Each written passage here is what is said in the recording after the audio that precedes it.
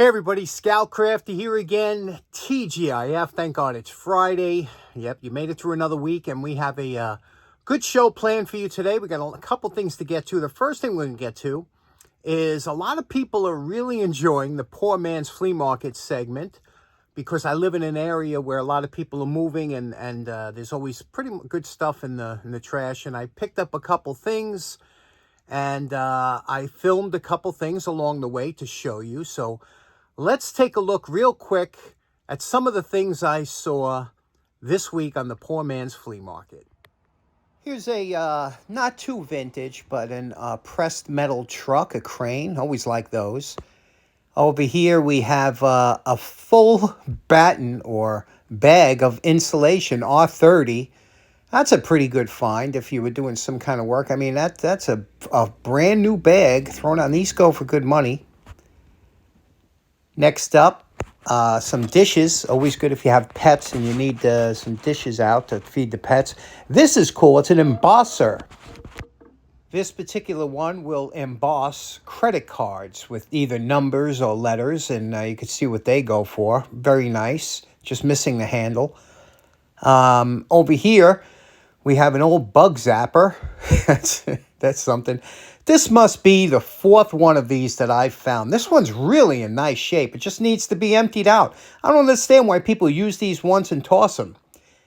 Here we have a nice boot dryer, which always comes in handy if you have damp or wet boots. You put them over there and it dries them out.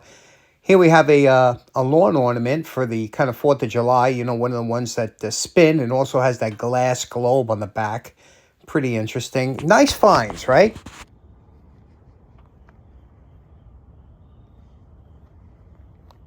Now, I really haven't been taking anything, but I just grabbed a couple things kind of to hold on to until I give them away. And let me show you what I picked up. I think you might get a kick out of it. Okay, so I found this. This is called a ripstick. These were quite popular a few years ago. Instead of having the standard trucks that skateboards have, these have revolving casters. You can wiggle them. You can kind of actually move with them on. Found this. It's fine. It just needs a little cleanup, a little lubrication.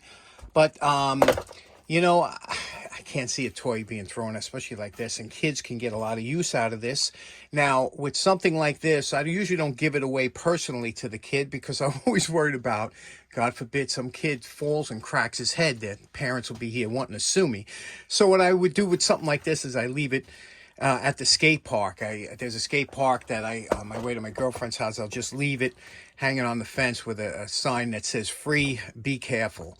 And some kids will have a great time with it. But what I want to do is I just want to make sure it's cleaned up and lubricated. And let me show you what I mean. Now, all skateboards need periodic lubrication and whatnot. And with this one here, same thing. Little 50-50 on there. What's nice about the 50-50 is when the acetone dries up and evaporates, you're left with transmission fluid left, and that's a great lubricant. So we're going to just clean these up real quick. This here, I don't know what this was. Somebody wrote this. I'm going to see if this wipes off with some acetone. Now, this is a reason why you need multiple sets of tools. Here, this is a 5mm hex socket cap bolt here, and you can see here that you need two 5mm hex keys, or else if you don't have them, you'll never be able to get these apart, you know. So these just screw out. One screws into the other here. You can see what I mean. That pulls out like that. This here is a female, and that's how that works. But they're two 5mm, so it's always good to have a couple sets. And then here you can see you always have some buildup here. We'll clean this off. Now those are just spacers here to keep the wheels centered, but you can see they always pick up some kind of, you know, debris or hair or something like that. You just got to pop them off, clean them off, and then I'll show you how we'll clean off. You can see there's a spacer in the middle there too that you can see it's a little off center, but I'll show you how. And these bearings, they're ABEC 5s, they do pop out. This is a 14mm bolt that goes in here. Just pop that out, and then we'll be able to take this whole truck. Now you have to be careful here because when you pull this bolt out here, and there's a washer, see that washer here? We'll put that there. But here, when you pull this out, the ball bearings just rest in here. You see how they're just resting in there? And that's all there is. These are called races, and these are the ball bearings, and that's what spins. So you have to be quite careful, but we'll just clean it, more or less leave them in place, clean them, and then we'll put it back together. Okay, once you take everything apart here, you can see you just wipe it down with a little 50-50, cleans the old grease right up, clean up the bearings. All the ball bearings are clean. Then we're just going to put a little grease, put it back together, and we'll do that on both wheels. There's something extremely rewarding and relaxing, fulfilling almost, about lubrication and rebuilding bearings. I don't know what it is ever since I'm a kid, whether it be bicycles, motor vehicles, machines. Just an enjoyable process, and especially when it's nice and smooth after and back to factory specifications.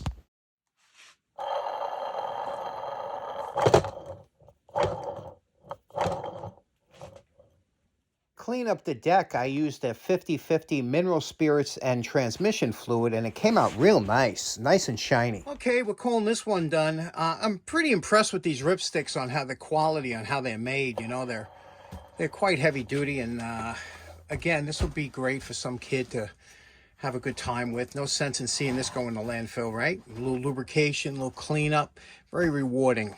So I found that. Then I found this. I thought this was pretty cool. I said, what is that? One of them salesman kind of sample things or displays, or a Coca-Cola can? I saw this from down the block. This thing's pretty big. If you want to see how big it is, this is a normal can of soda would be next to it. So you see how big this is. It's a big can of Coke. So I said, wow, and it's got electronics of some sort, and it had the cord. So I got it home. You know what this is? Check this out. This is, you push this button here, it's a refrigerator for keeping your Coca-Cola cool. That's pretty cool, right? So what do you think? You think this thing works? Especially since it came with the cord? I don't know. I doubt it, but it is really good. Let me plug it in, see what happens. Okay, you can see here, it says off and on. We'll put on off. It did come with the cord.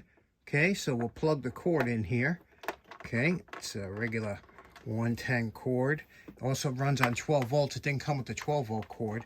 Let me plug it in and see what happens. Okay, we plugged it in. I'm going to hit the on switch. You hear that? There's some kind of compressor going on. This thing works. Hear it? See there's vents up here? That is cool. That is a good find, right? Okay, I opened it up. I'm feeling cold air coming out from the top here. So this thing actually works. What a find that. I didn't think it was going to work. I thought it was just cool as a kind of display unit. Okay, found that. Today is my lucky day. I found a cricket. I love these guys. Made me think of my buddy Alex, who for the first time has heard a cricket. He went to Germany and heard a cricket at night, and he knows why now. That I'm so fascinated with these guys, but I'll let him outside. He's been down here for, I guess, a day or two, so he'll be glad to get outside, and maybe we can hear him on later. Okay, so far doing good. And then I found this, and this is funny because I saw the cord. I said, but that's a heavy-duty cord, right? So I saw the cord, and I pulled it, and I said, oh, look at this. It's an automatic timer, obviously. Intermatic. Intermatic made a ton, and they still do, of these mechanical timers, which were fantastic. They lasted forever.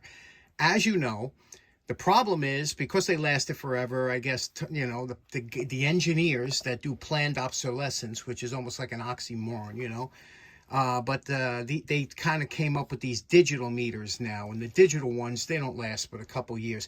These things were bulletproof. Now, this is an outdoor timer. It did have a cover. The cover has been long gone, but that's the only thing that I think is wrong with it.